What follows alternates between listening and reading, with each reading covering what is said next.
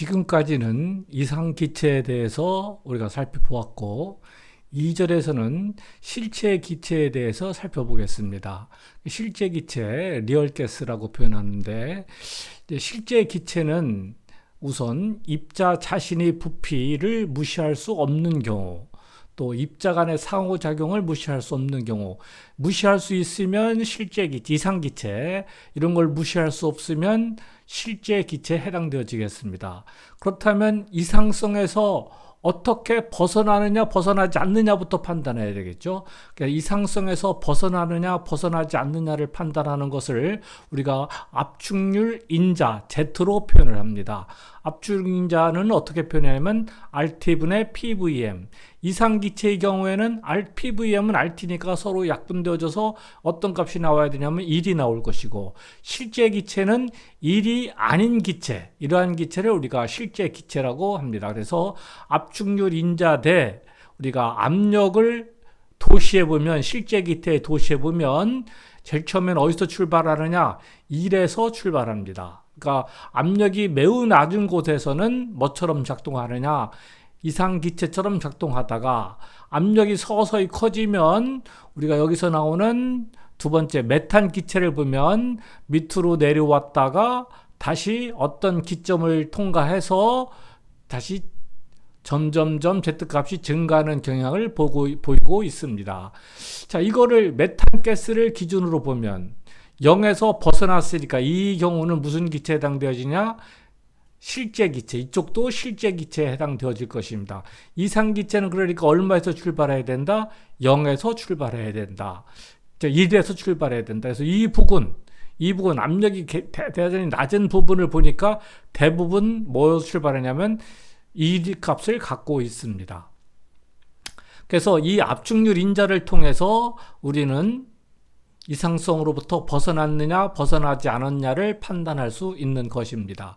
Z가 1보다 적을 경우는 적을 경우는 압축이 용이하다 이런 얘기하고, 압축이 용이하다 해서 이런 데를 우리가 뭐라고 표현하냐면 입자가 멀리 떨어져 있어서 서로 간에 끌어당긴다, 즉 인력이 크게 작용한다, 이렇게 우리가 표현을 합니다. 그래서 이런 데는 롱 레인지 어트랙션이 작용한다 이렇게 표현을 하고 있습니다.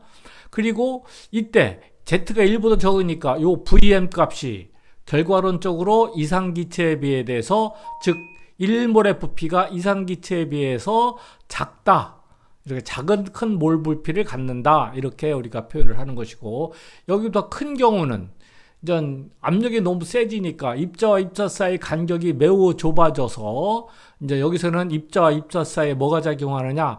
방발력이 작용한다, 리펄전이 작용한다, 이런 얘기가 되겠죠. 리펄전이 작용하니까 이런 경우를 우리가 뭐라고 하냐? 숏 레인지 인터랙션이라고 표현합니다. 숏 레인지, 반발력이 작용하는 부분. 그러니까 1보다 크니까 여기에서 1몰의 부피가 커진다, 이런 얘기. 이상기체에 비해서 이상기체보다 큰 몰 부피를 갖는다, 이렇게 얘기할 수가 있겠습니다. 결론적으로 압축률 인자라고 하는 것은 이상성에서 1에서 얼만큼 벗어났느냐, 즉 실제 기체냐 이상기체냐를 판단하는 중요한 인자가 되겠습니다. 다음. 그래서 우리가 어떠한 기체에 대해서 우리가 압력과 부피에 대해서 도시하면 어떤 관계가 있냐면 반비례 곡선이 성립되어야 할 것입니다. 반비례 곡선. 그런데 이러한 반비례 곡선이 성립되어졌는데 50도씨. 그런데 여기 31.1도씨에 보니까 어떠한 터닝 포인트가 만들어지더라. 즉 반비례 곡선에서 벗어나는 경향성을 보이기 시작하더라, 이런 얘기죠. 그래서 이 온도 20도씨를 보면 20도씨 내려왔다가 쭉 평형을 갔다가 다시 내려가는 이러한 그래프가 만들어지더라, 이런 얘기죠. 그러니까 이런 경우는 완전히 이상성에서 벗어나는, 즉 반비례 곡선이 아니다, 이런 얘기죠. 자, 그러면은 이 반비례의 경우에는 50도씨에서의 반비례는 어떻게 표현하느냐? PVM은 뭐로 표현해야 될까요? 콘스탄트로 표현하면 되겠죠. 그러나 이런 경우라면 31.1도씨 또 20도씨에서는 평형성에서 벗어나니까 이 그래프에 맞는 식을 만들어 보자. 이렇게 만들어낸 방정식이 바로 뭐냐면 바이리얼 방정식입니다. 바이리얼 방정식이란 것을 어떻게 표현하는 거냐? PVM은 RT라고 하고, 그럼 여기서 1 플러스 VM분의 B, VM제곱분의 C, VM제곱분의 VM 세제곱분의 D 이렇게 진행하는데, 이때 B, C, D가 바로 뭐에 해당되냐면은 바이리얼 개수라고 표현을 하고, B에 비해서 C는 대단히 작고 D는 C에 비해서도 대단히 작은 이러한 개수를 갖는다 이런 얘기죠. 즉, 그러니까 이 보정을 하는 건데, 이상기체에 대해서 보정을 하는데 점점 작은 값으로 보정을 해서 우리가 이 그래프에 맞는 식을 만들어 준다 하는 것이 이제 수학에서 나오는 바이리얼 방정식이 되겠습니다. 그래서 바이리얼 방정식에서 만일 B가 0이 된다면, B가 0이 되면 당연히 CD도 당연히 뭐가 돼야 될까요? 당연히 0이라는 얘기가 되겠죠. 그러니까 이게 0이 되면 식은 뭐가 되느냐? 이상기체 상태 방정식으로 변경되겠죠. 이러한 B가 0이 되는 온도, 그래서 이것을 우리가 보일의 온도다 이렇게 표현합니다. TB, TB는 RB분의 A인데, 여기서 R은 기체 상수고 A와 B는 향후 공부하게 될 압력계 관련된 상수, 요거는 부피와 관련된 상수. 그래서 요 상수 값은 뒤에 공부하게 되겠습니다. 그래서 반델발스 파라미터라고 표현합니다. 하여튼 A, B 값으로 표현할 수도 있다 이런 얘기죠. 근데 이때 터닝 포인트가 되는 요 때의 온도를 우리가 뭐라고 하느냐? 이러한 온도를 우리가 TC라고 표현해서 우리가 크리티컬 템퍼러처라고 표현합니다. 크리티컬. 그래서 임계 온도다. 그래서 임계 온도에서의 압력을, 이쪽 포인트 압력을, 요때 요 포인트에서 요 압력을 우리가 뭐라고 하느냐? PC라고 하고, 요때 요에서 TC에서 쭉 내려서 요거를 우리가 뭐라고 하느냐? VMC라고 합니다.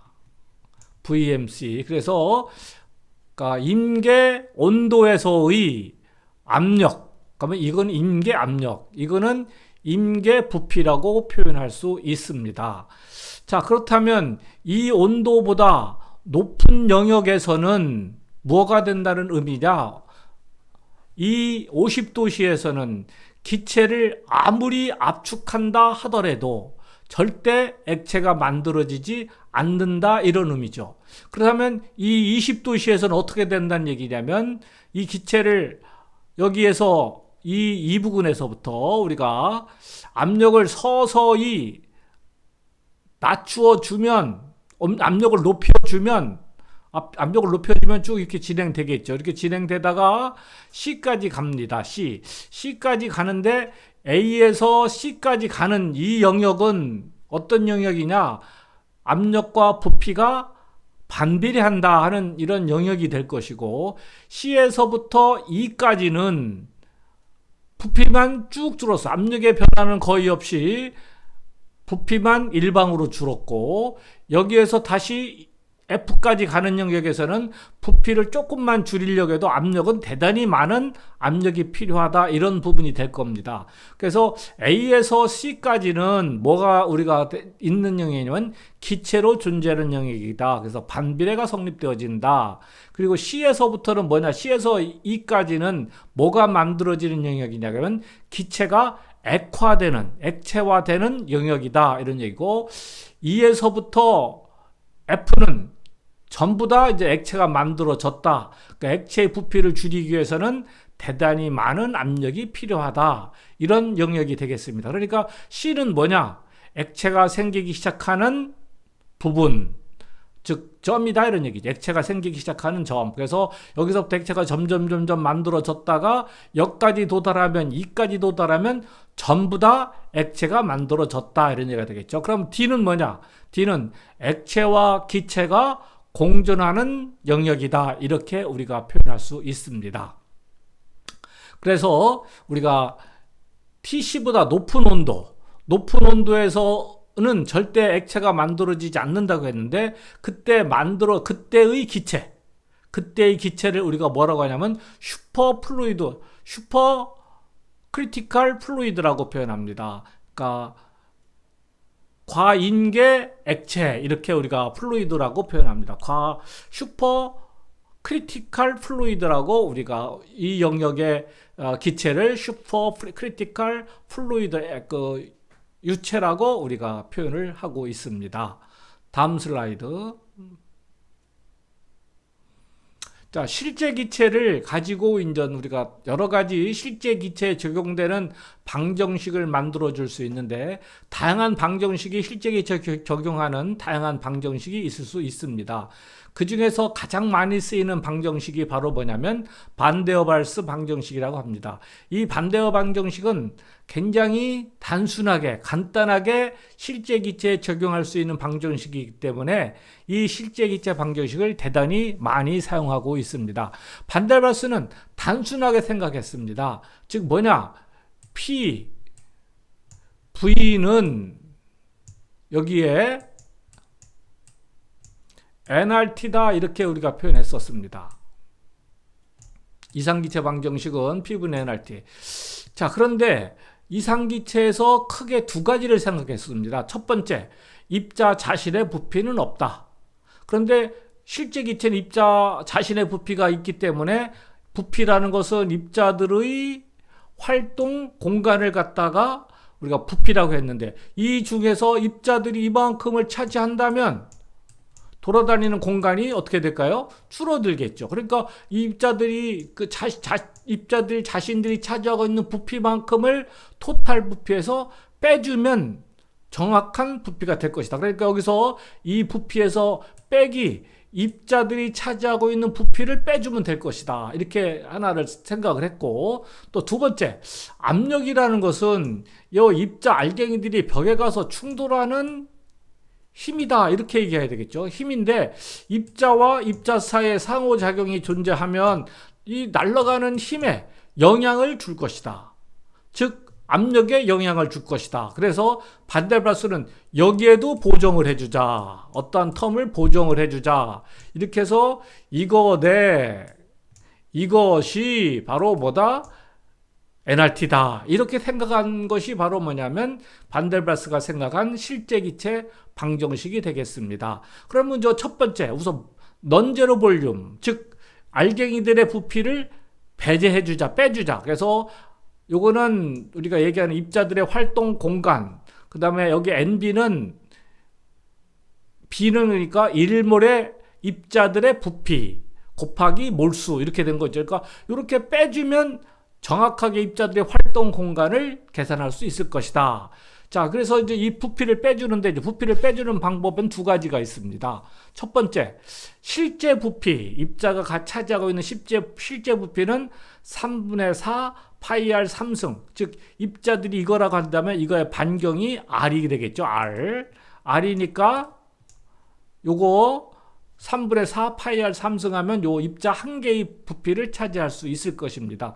그런데 입자와 입자가 서로 접근했을 때 이런 공간은 입자들이 들어갈 수가 없겠죠. 그러니까 이런 부피까지도 우리가 다 배제를 해야 된다. 이런 부피까지도 다 우리가 고려해야 된다. 이 부피도 고려하자, 이런 부피, 이 영역 부피도 고려해야 된다, 이런 얘기가 되겠죠. 이 부피를 그럼 어떻게 구하느냐? 이거의 두 개가 만난 거리, 여기서까지 거리는 얼마에 해당되어지냐면 D에 해당되어지겠죠. 직경 D. 그러니까 직경지니까 이거 전체의 9의 부피의 절반이 알갱이 하나에다가 이러한 배제된 부피까지 포함한 것이다, 이런 얘기죠. 그래서 이것을 뭐라고 하냐면 배제된 부피다, 이렇게 표현합니다. 배제된 부피, 그러니까 3분의 4 파이 D의 3승의 2분의 1, 이렇게 표현한 겁니다. 그러니까 3분의 4 파이 D의 3승은 3분의 4 파이의 2분의 D의 3승 이렇게 놓고 하면은 여기에 2가 나갔으니까 3이니까 여기로 나갈 때 4로 나가겠죠. 여기 8이니까 지워지니까 여기가 4가 될 겁니다. 2분의 1. 그래서 B는 뭐냐? 4NA 3분의 4 파이 R 3승을 뭐라고 표현하느냐? B라고 합니다. 그래서 B가 바로 뭐냐면 배제된 부피다. 일몰의 배제된 부피다. 이렇게 우리가 얘기했습니다. 그러니까 여기에서 부피에서 배제된 부피만큼을 빼주자. 이게 바로 뭐냐면 입자들의 활동 공간이다. 이렇게 반델바스는 생각을 했고, 두 번째,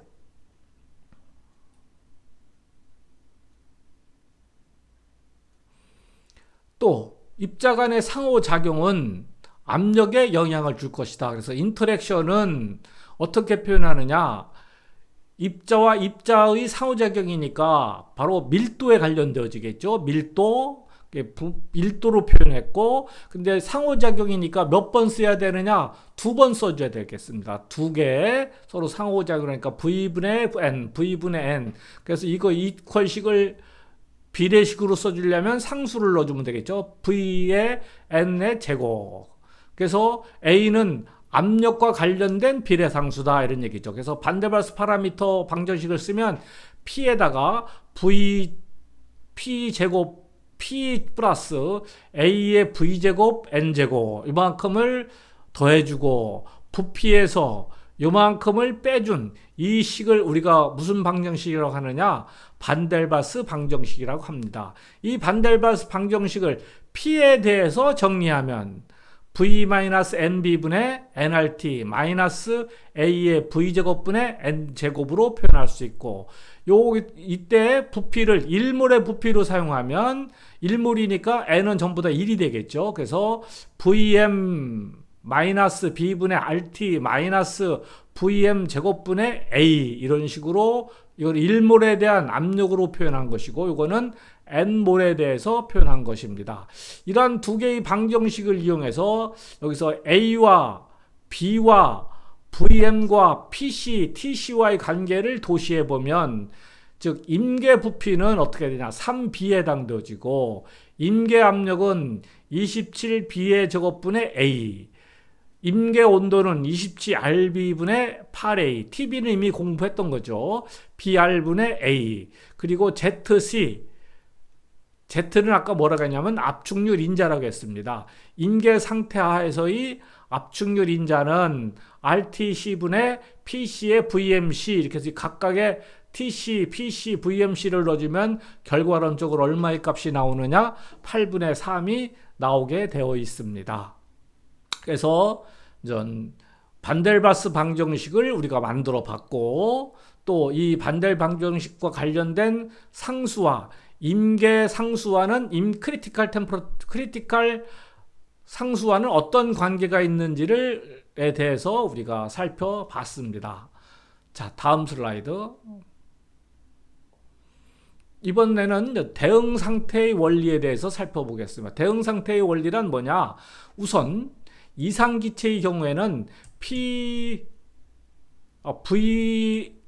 VM은 P분의 RT이기 때문에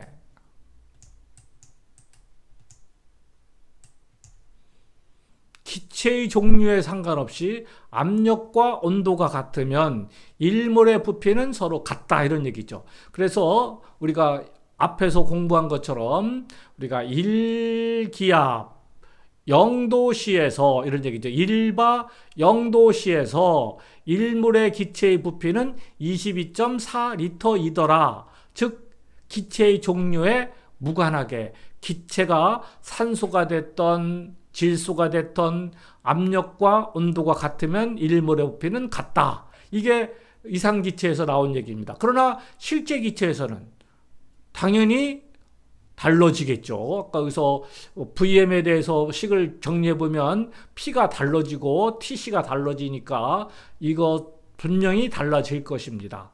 자, 그래서 대응상태 원리는 뭐냐면 실제 기체에서 동일한 환산 부피와 동일한 환산 온도하에 있는 실제 기체들은 동일한 환산 압력을 갖는다. 이게 바로 뭐냐면 대응상태의 원리입니다. 이상기체처럼 압력과 온도가 같으면 일몰의 부피가 같다. 그런 것처럼 여기서도 동일한 환산 부피와 환산 온도 하에 있는 실제 기체들은 동일한 환산 압력을 갖는다. 이게 바로 대응 상태의 원리입니다. 그러니까 여기서 환산 부피 이런 것들을 구해야 되니까 이것은 뭐냐?